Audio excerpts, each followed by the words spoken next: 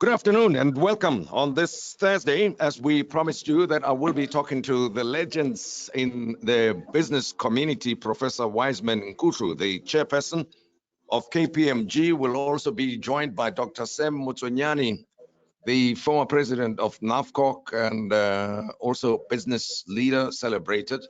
Let me apologize that we're starting a bit later than we anticipated due to some technical issues that we have been trying to resolve. But it looks like in the main they have now been resolved completely. And thanks to the attendees who have registered to be with us here this afternoon. I'm talking to Professor Wiseman Nkuhlu, as I have said, and Dr. Sam Motsuenyane will join us in a moment. We're going to look at the history of both these veteran stalwarts in business and at the same time address the current issues from their perspective. And we're doing so against the backdrop of a tribute being planned for Dr. Sam Motsuenyane. This will be done next week in partnership conjunction with the University of Pretoria, and Professor Wiseman Nkuhlu is going to be the keynote speaker there. But let me welcome Prof. Nkuhlu and say good afternoon to you, sir. Thank you very much for making time to be with us. Good afternoon, Tim, and the viewers.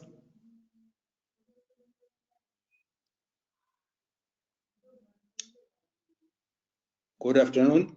Okay, can you hear me? Yes, I can hear you. Are you with you. me? Yes, I was saying good afternoon and welcome, and thanks for making the time to be with me. I see that Dr. Sam Motsuenyane is also appearing on our screen there, and let me welcome him as well. Dr. Motsuenyane, good afternoon, welcome. Thanks for making the time.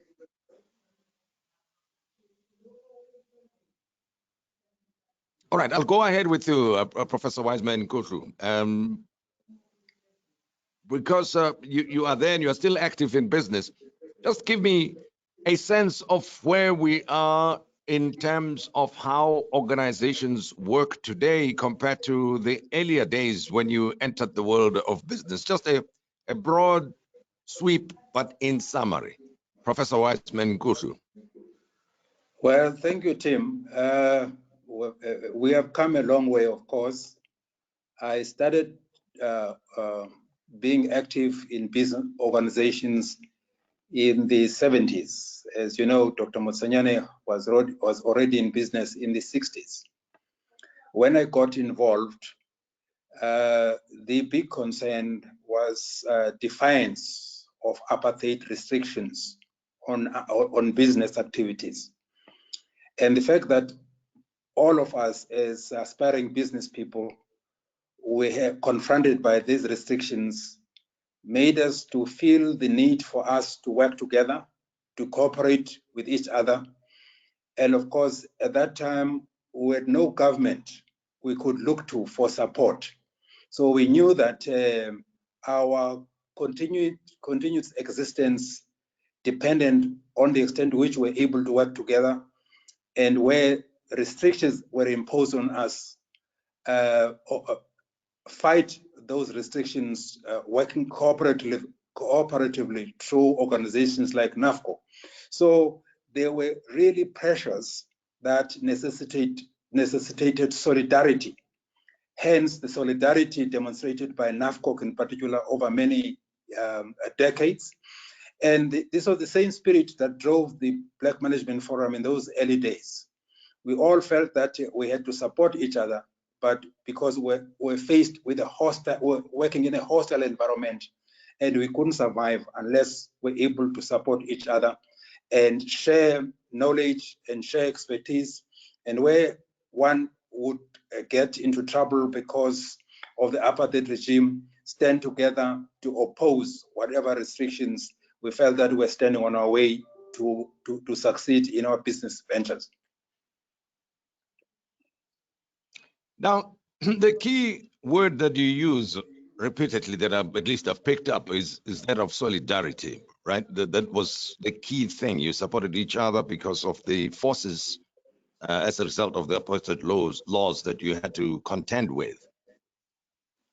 I get a sense you're suggesting that there's not that much of solidarity today, and maybe that's why the black business community in particular seems to be struggling. One would have thought that as a result of political freedoms and the new democratic government being installed, new laws being passed, that it would be easier for black professionals and business people to make inroads and contribute substantially to the economy. But 26 years down the line, it does not seem to be the case. If anything else, in recent times, to my mind, it looks like retrogression, that whatever gains that may have been won in the early days, some of them have been lost. Is that your sense? Yes, Tim. So sometimes, hardship and challenges, um, force people to be self-reliant and also resilient in the sense of making sure that they survive and prosper even under difficult conditions. But sometimes once that hardship has been lifted, and of course, in our case, we have got a government that is prepared to give assistance, sometimes the spirit of self-reliance becomes less resilient, and also the need for solidarity becomes less important, because you can go on your own as an individual business to go and seek assistance from the government, which of course, that kind of assistance was not available in the past. So there are those dynamics. I think that in my assessment, the spirit of self-reliance and resilience that characterized Dr. Motsuenyane's generation and Dr. Maponya's generation has actually diminished, and we're less resilient and less self-reliant now. Whenever we're confronted with challenges, we tend to think that help will come from outside. We are not going to be relying on our resourcefulness to get ourselves out of the difficult situations in which we find ourselves. Sure. Well, let's pause a moment and let me welcome Dr. Sam Motsuenyane. I think he's connected now and can hear us. Dr. Motsuenyane, good afternoon and welcome. Good afternoon, sir. Afternoon, Dr. Sam. Good morning, sir. I'm with yeah. Very good. And somebody just reminded me. Thank you very much. And thanks very much. Guy Harris, thank you very much for your message. You are reminding us to observe a moment of silence for Kimi Makwetu for his service to the country. He passed on yesterday, and due to the technical issues that we had to attend to before the start of this webinar, even that point was lost to me temporarily, but I'm pleased that you're raising it again, Guy Harris. And I think it is appropriate, and Prof. Nkuhlu, if you can say a couple of words about the contribution that Kimi Makwetu made to the accounting profession, firstly, to himself and family, secondly, but probably for all of us, most importantly, you were mentioning resilience and commitment and patriotism. And professional thank you very much, attitude. So if you can please make a couple of remarks regarding that, and then we continue our conversation. Thank you, Tim. Thank you to the listeners. I got the news yesterday late afternoon. I must say I was devastated. I felt very saddened for the passing away of Kimi Makwetu at this mature age of 55, at the prime of his life. And I couldn't help think about the unique contribution impact that he has had on our country during his term as Auditor General. Kimi Makwetu is a very humble man, but also a very proud man. Proud in the sense that Dr. Motsuenyane's generation was proud. Proud in the capacity and ability of African people to prove that they can actually operate and serve society with integrity and competence, like other races. If there's something that Mokgwetu's term really taught us, and I'm sure is a role model to many young people, is that proving that combination of integrity and competence and excellence, and show that as Africans we can be placed in those positions and acquit ourselves excellently as he has done. We need models like Kim Mokgwetu in this age, because all we read in the papers, unfortunately, is our compatriots who have been stealing from our people, acting with lack of integrity, and really misdirecting resources of the state to enrich themselves. Mokgwetu stands opposed to that. He shows that it is possible. And I hope as we remember him, we'll look at ourselves, each one will look at his own conduct and contribution and see what lessons we can learn from his life and learn from that and emulate his example in terms of carrying ourselves with integrity and serving our people with competence and excellence. Thank you. We really definitely a man of integrity. Definitely a man of integrity, and lived these principles up to the end and did a sterling job, and we salute him. I want to go back to the points you made earlier on, Prof. Nkuhlu, and put the same questions to Dr. Sam Motsuenyane. Professor Wiseman Nkuhlu mentioned something about resilience and self-reliance. Dr. Motsuenyane, I would like to hear your views regarding that. When you look back to the time of solidarity amongst yourselves as business people in the Black community, facing the challenges of apartheid and lack of empowerment, and then reflect on 1994 up to now, where one would have thought that Black business was going to flourish with the opening up of our society, with the empowering laws, with the support and so on. Professor Nkuhlu suggests that maybe those types of things, support, and the fact that there are no hurdles as of the same kind as there were before. A lot of people have slacked off and are more and more dependent on support from elsewhere and not necessarily resilient or self-reliant. Can you share with me your thoughts on that? Yes, I am very pleased to be given the opportunity to appear with Professor Nkuhlu on your program.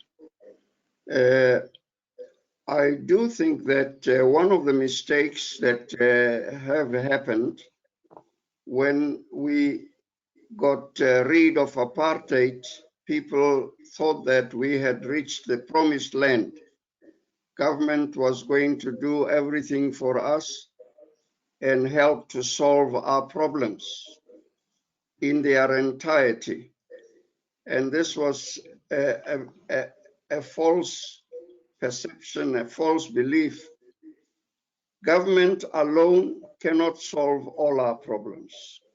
We've got to work together and lead the way.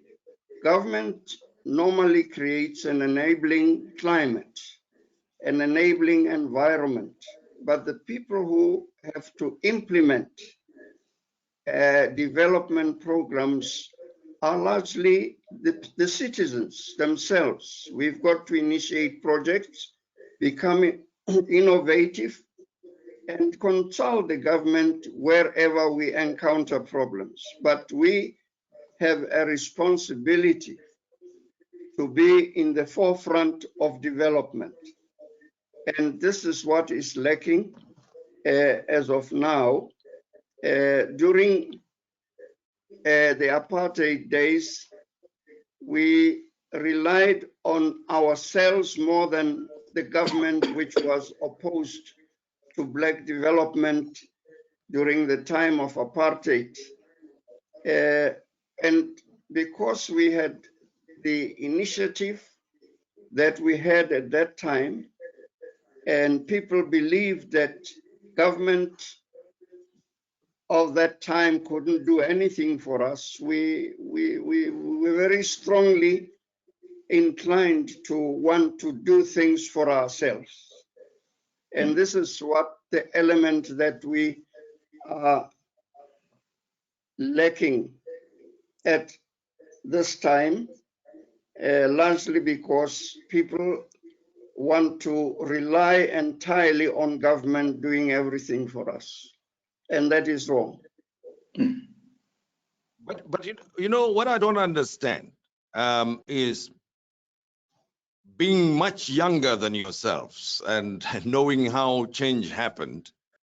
I would have thought that the fact that we are free, at least politically speaking, would inspire us to get more involved in building businesses, because the new environment was a bit more empowering. Professor Nkuhlu, you have referred to that there is support from government, and not only in terms of the laws that allow people to go into different areas. Let me cite an example here. Both of you started banks, right, in the past.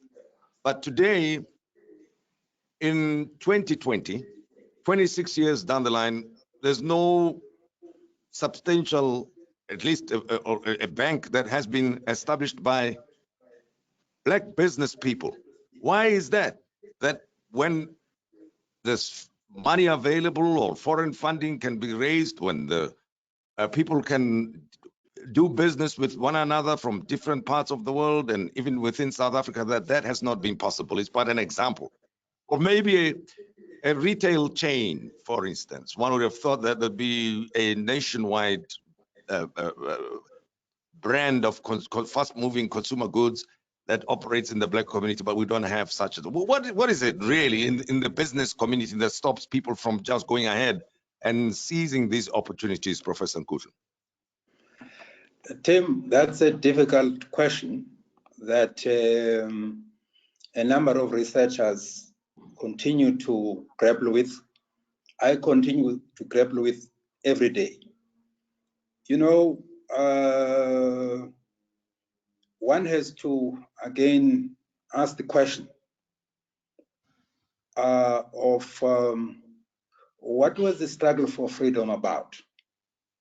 If we can just go back to that and understand why people, when they are oppressed, they fight for freedom, and then retain that understanding after attaining freedom. To me, there's been a disconnect here. We fought freedom because we were denied opportunities to take charge of what destiny as a people, as individuals, and also the people. There were these restrictions by apartheid all over. Our fathers, you know, before the coming of the white people, were working on the land, relying on their own resourcefulness to actually feed their families, make sure we look after the welfare of their children. And I thought that spirit of self-reliance and pride will retain that. When we are free, we'll continue to be inspired by that spirit of pride and self-reliance, and not be satisfied with a situation where the government facilitates our sharing of the businesses and economy that had been built under apartheid. But we'll have the pride of saying that as Africans, we can demonstrate that now we're free. We can actually build businesses out of our own intellectual capability and resources that would compete with those that white people had established. And that because we're the majority over time, our businesses will dominate the stock exchange and really, you know, in other words, will not be satisfied just being with the post-apartheid government facilitating our participation in existing business, but it will take the space to build our own. That was the spirit behind the formation of the African Bank, and also the spirit behind the bank that I started.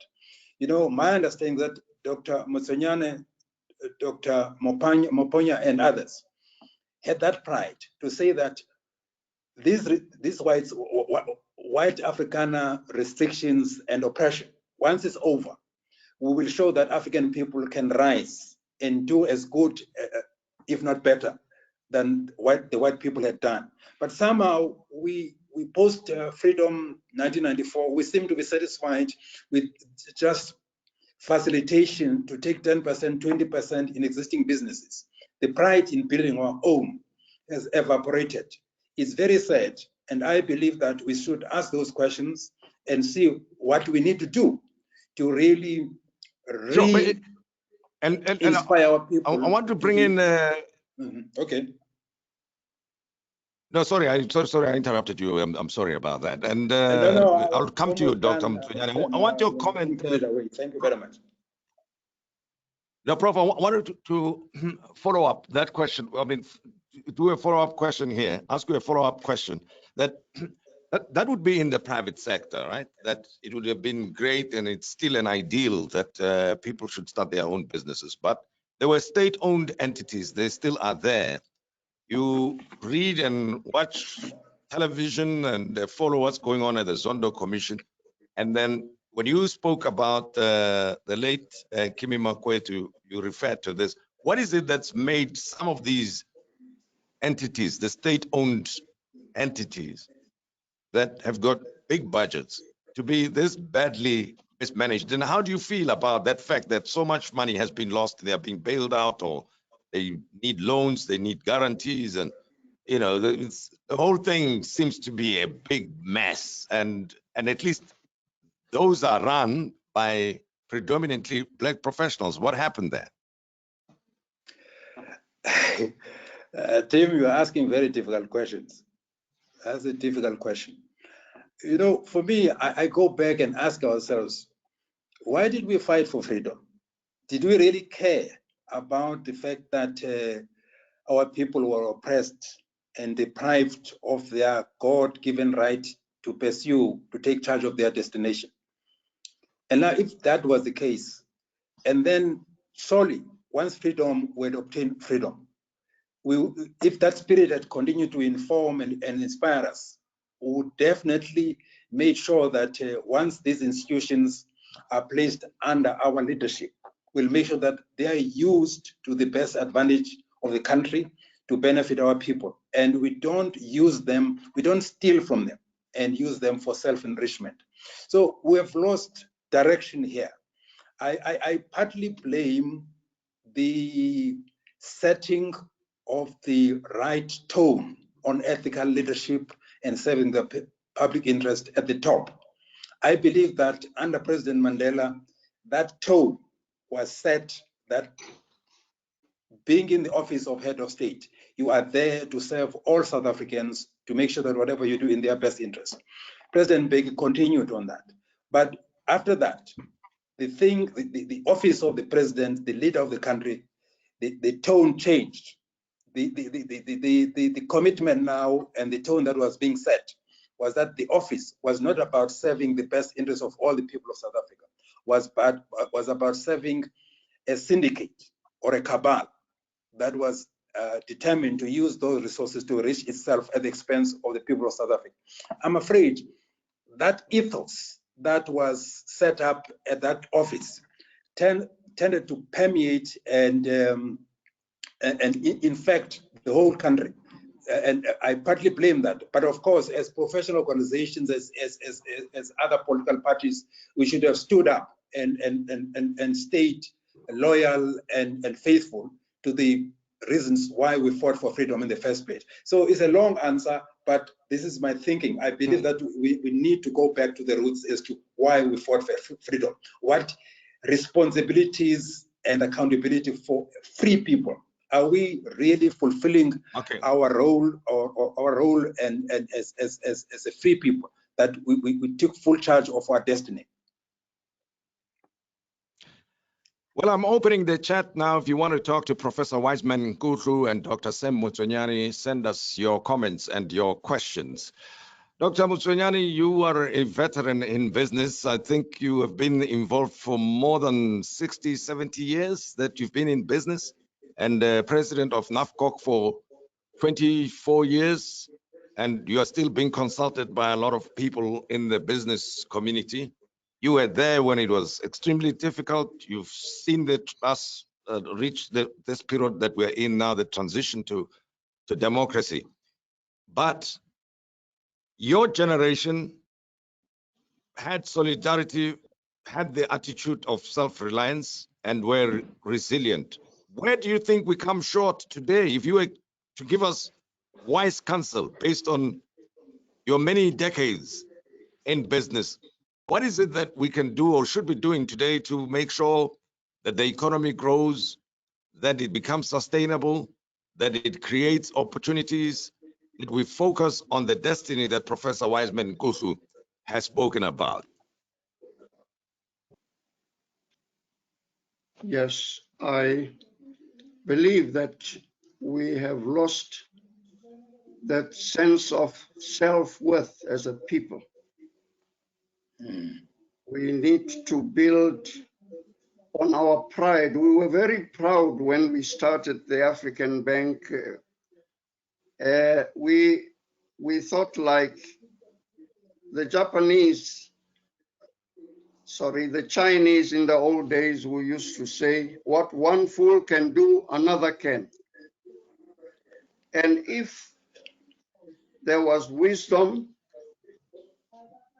in the Afrikaners of this country who lost the Boer War and until the 1930s were still referred to as the poor whites in the country. If they could have achieved what they have done over the years, Black people ought to be able to achieve the same achievements that were achieved by our colleagues in this country, the Afrikaners. Our main problem at that time was we were oppressed.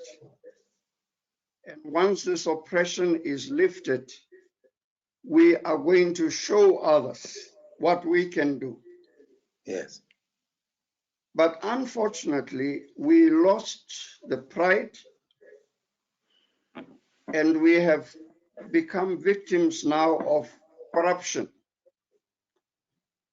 We had ethical leadership. We believe that to be successful, we've got to be honest with all of the assignments that we were able to undertake. We stressed the importance of reliability and honesty. And this is a virtue that should be stressed, I believe, in the training of young people. When they come to me, I always say, all of us should work for a good name. You do not feel happy to have a bad name in your community. All of us should work to achieve a good name. And we have therefore, because of the difficulties that we are experiencing, very few role models that we can talk about. I think we've got to emphasize the importance of integrity in our community. From the very young people that we teach in our schools, we've got to show how important it is for everybody to have integrity. And when we start working, we shouldn't be looking only at ourselves. We should be looking at us as the nation. I am working for the nation. The business is yours, yes, but you are serving a nation. And this is the foresight that ought to be imparted into our community at this time. Look broader than yourselves in order for the community to benefit from your contributions. I think that is that sense of self-worth that you are as somebody. Self-worth. You should work to become a somebody. We shouldn't work to become nobodies in life. We should work to become somebody in life. Well, I can speak for myself that I'm fortunate in that I've interacted with both of you, and I understand and respect the virtues and values that you live by, and you have set an example for some of us, and your message resonates with a good number of people in the country. But I must express disappointment in the fact that, notwithstanding the fact that you are still here, both you, Tim Modise, and you, Prof. Nkuhlu, but somehow your message and the values that you're talking about here are not taking root or are not as popular as they should be. Prof, very briefly, I want to go to the chats and the comments that have been made here. Why do you think that is the case? I mean, here's Dr. Motsuenyane makes a good point, a good case for the virtues that he's just spoken about. And both of you have lived by them. You even reference those who came before you, that they taught you that that's how things should be done. And there's no nation, I agree, that it can ever be sustainable unless it lives by those values that you have mentioned. But those are not popular at this time of our history. What do we do, Prof? Sam, Dr. Tim, I'm grappling with these things all the time. And you can see in the book that I've written, KPMG, enabler or a victim, in chapter 3, I touch on these things, I deal with them. I'm saying that the drivers of our behaviors, we seem to be driven by factors that, of course, drive behaviors worldwide. And some of those drivers of behavior have actually,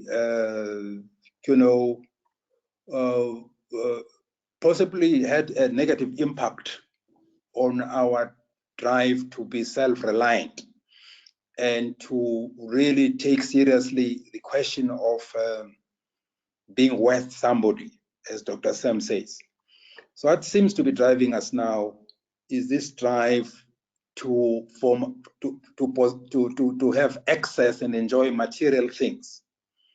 It doesn't matter how we get there, but the main thing is that I need access to the good things of life. And it doesn't matter whether I steal or get there. The main thing, I must get money and afford these things.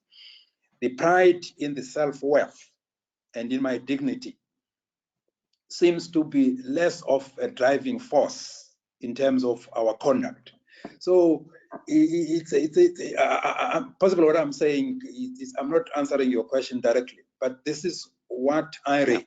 When you confront people, this thing of self-pride and really proving that these Africans were oppressed for so many years, denied of opportunity to prove that they've got the capability and endowment to achieve what other societies have achieved. This seems to be lost now.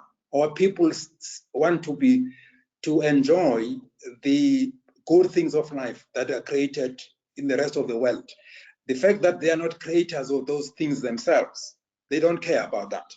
So they would steal from the poor in their own country just for them to have access to be able to enjoy those things. So in the end, the third thing, Tim, if these tendencies are not brought under control, I can't see how the less developed countries will develop now. Because if they have lost their self-pride to produce the things that they need to sustain themselves, but they use whatever little money that or wealth they generate to simply share the good things of life wherever they are produced, they will end up being no producers themselves, and therefore their sense of self-worth will continue to be undermined.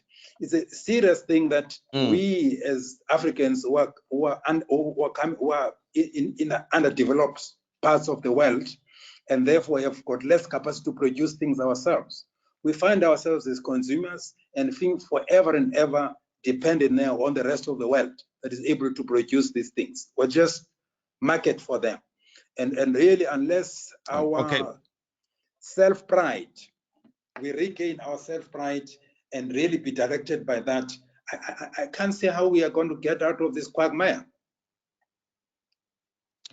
Let me go to the attendees. Mashal Rababotsa says the rules to qualify for banks to be opened or any business, the rules are very tight and blacks are disadvantaged. Government should have enforced that after apartheid.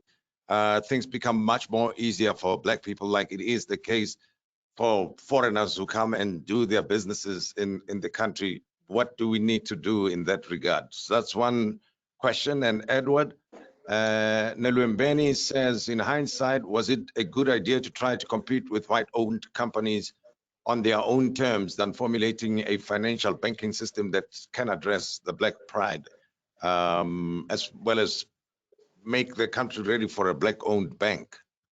Your comment, Sam Motsuenyane? I think that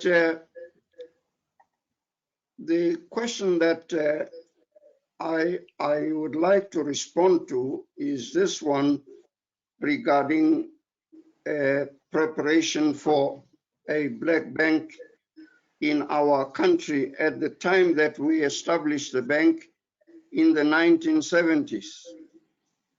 At that time, we had no access to capital for our businesses in white banks. We lacked what they called security or collateral. We were denied ownership of land. And in order to qualify for loans, we needed to have some form of security, which we didn't have, and we were denied that. And the question then was raised at the beginning of the formation of Nafcoc in 1964. Why won't we create our own bank like the Negroes in America, who were under these circumstances and denied opportunity in their own homeland? And that idea was great. It was received with a roaring applause because people had realized that if we couldn't solve the problem ourselves of lack of capital, nobody is going to come running with money and deposit this in our hands. So we exercised our initiative and created the bank, but all along the way, we had problems to solve. And most of the time, we solved the problems not with government help, but through our own effort to reach solutions. We undertook, I had in the 1980s undertook a journey to the Far East to find out how the people in Singapore managed to reach growth rates of up to 9%, 10%, when we in our country were struggling to reach a 3% growth rate. And I found that it was largely because of innovativeness in their own country to reach solutions that were not easy solutions. Now, the government has a problem with banking today with black people, and that problem has not yet been solved. Black people do not have sufficient security. In the rural areas, black people don't have title deeds, but the banks require you to have security in the form of fixed property. Most of our people don't have fixed property. They don't have title deeds, and therefore they cannot gain access to the capital that the money that we bank in white banks, and even in the African bank, money that is banked there, we still need security in the form of a fixed property. Now, until that problem is addressed and people are given title deeds, where they live, where they own property, we will not have sufficient access to capital as Black people. And when you look at here's the point I want to raise. I want to raise this point that, but you know, people contribute to pension funds, right?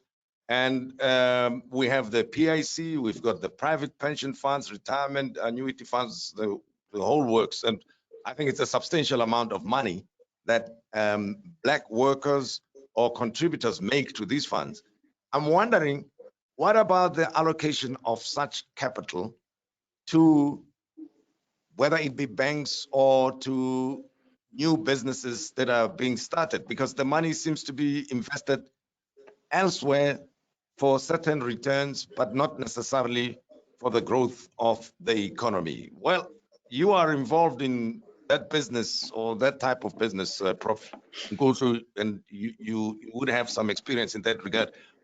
The allocation of capital in the country, your comments, brief comments, and I go back to the attendees' questions and comments. Yeah, no, Sam, you're right.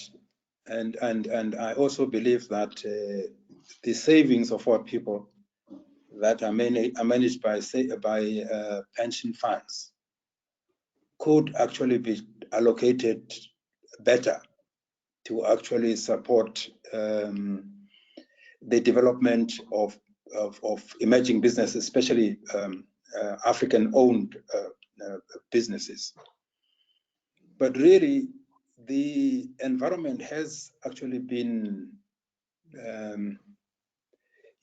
made very unconducive by the emergence of tender entrepreneurs and just this culture of really being gatekeepers and making easy money by just doubling whatever tender government gives, and then you get the tender because you are well connected.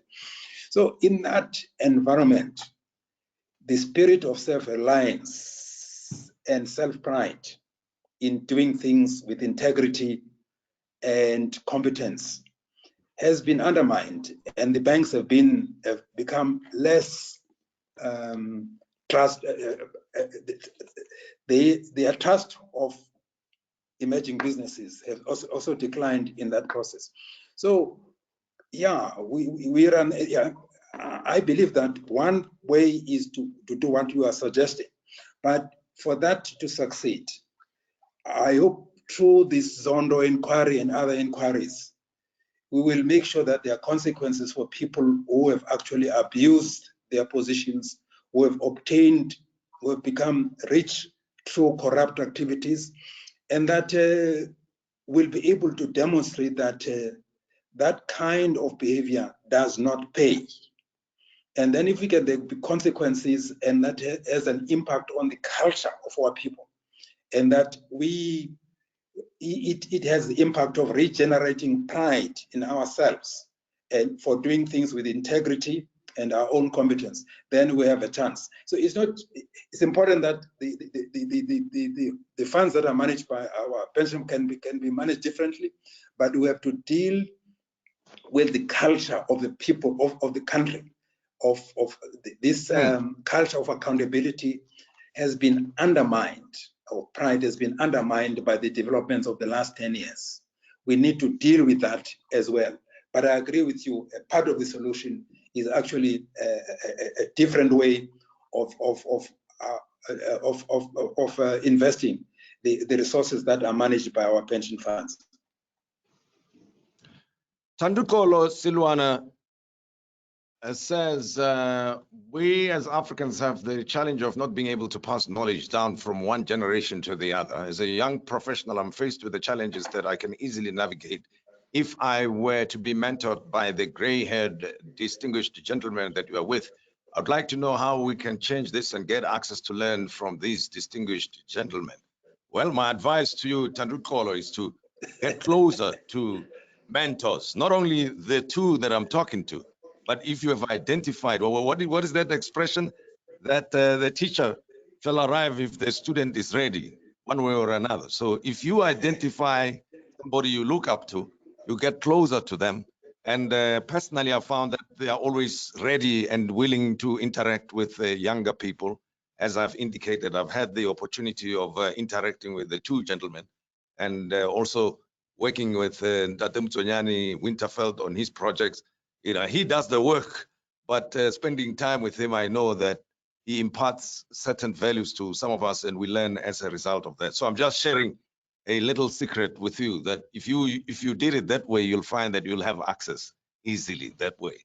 And Vilma Marez says, I'm eternally grateful that I could have mentors like Reverend Mutlalipule Chabaku, Miss Lindy Mieza. Was fortunate to know the stalwarts of the Government Workers Union, Dr. Lucy Mvubelo, Esther, Johanna Cornelius, in the ways that they circumvented apartheid. They showed me unity is possible.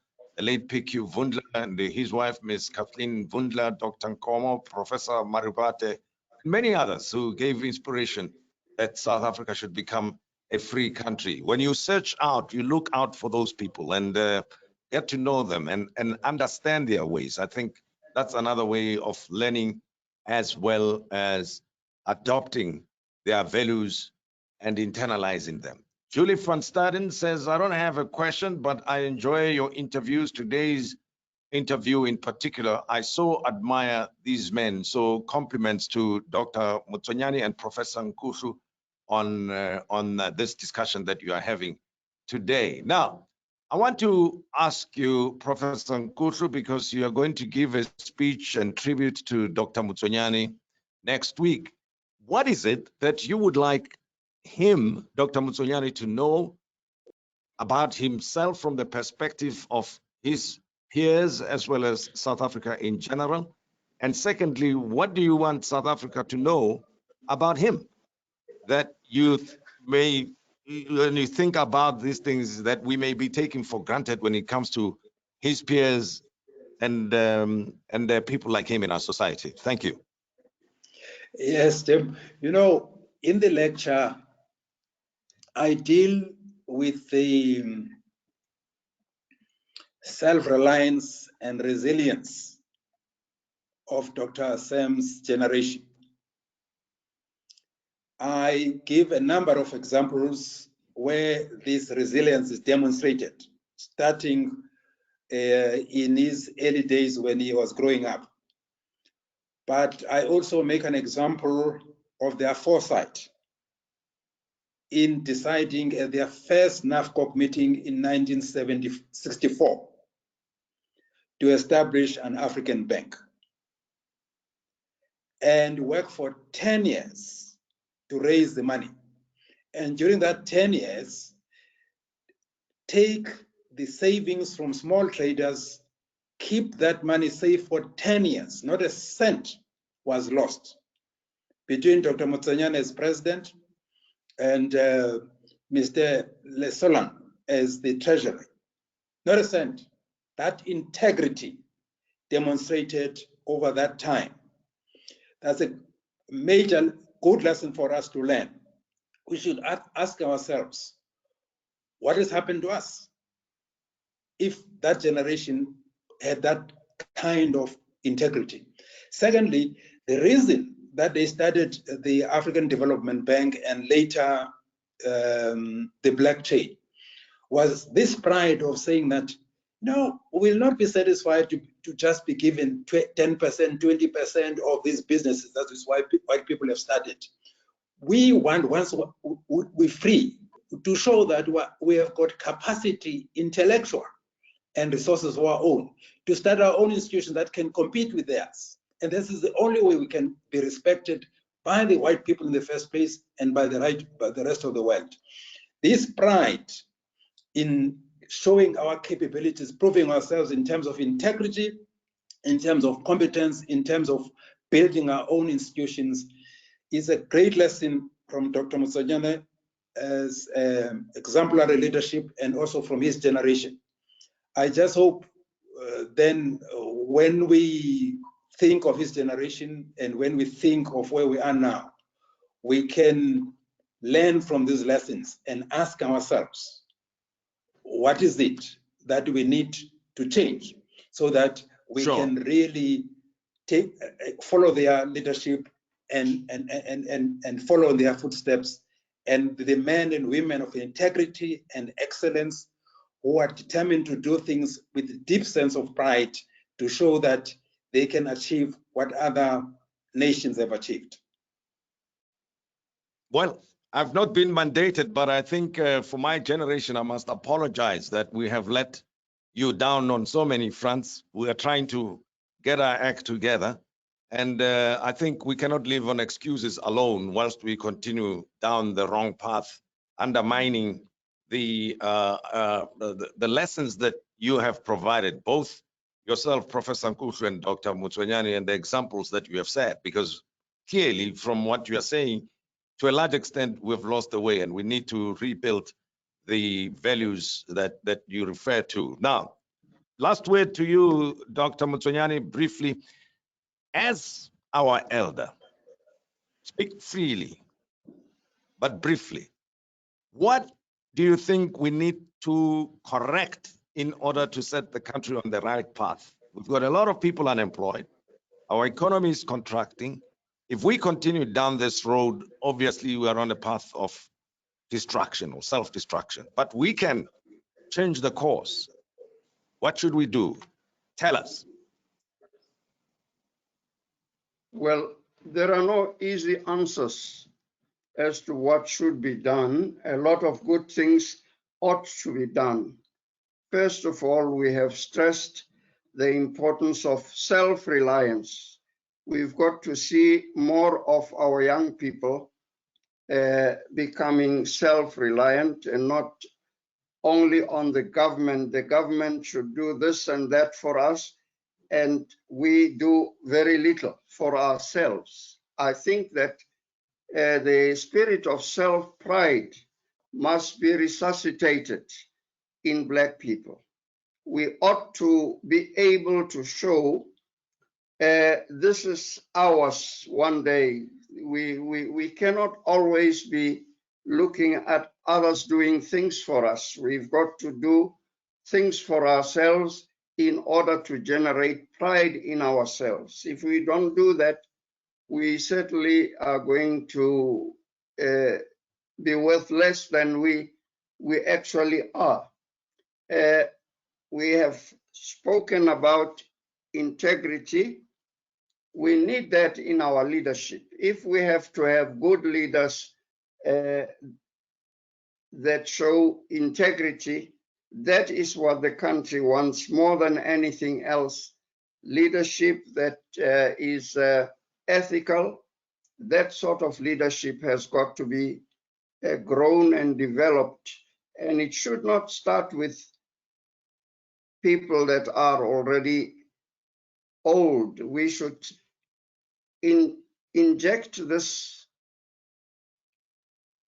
vision in the young people in our schools, in our universities. They have to have a foresight that enables them to generate role models that we need for the future. We have very few role models today. That is one of my complaints. Although students of human history and human development have always said that all changes in all civilizations come through the action of a constructive minority. We need to generate that constructive minority in our nation so that they lead and become good examples to the young people of our country. And we should focus largely on young people because they are the future. We shouldn't be teaching old people all the time, but we should emphasize these principles. And in the teachings that we make in our schools, in our churches, and in the community in general, we should and we need good men and women for our country to become a great country in Africa. Well, thank you very much, Dr. Sam Motsuenyane, Professor Wiseman Nkuhlu, for making yourselves available for this webinar and for interacting with me. I deeply, deeply appreciate this. And I know that you are preparing that lecture to be given at the Pretoria University, at the University of Pretoria next week, Prof. Nkuhlu. Thanks again for that. And I organized this deliberately so that we can share your wisdom, insights, and experience, and in an indirect way for me to also pay tribute to you and say thank you very much for teaching me and many other people the lessons that you have taught through your actions. I appreciate. And to our attendees, thanks again for making time to be part of this webinar. You have a wonderful day. We'll be back with you again next Thursday at 12 noon. Have a good day. Thank you. Thank you very much. Thank you. Thank you.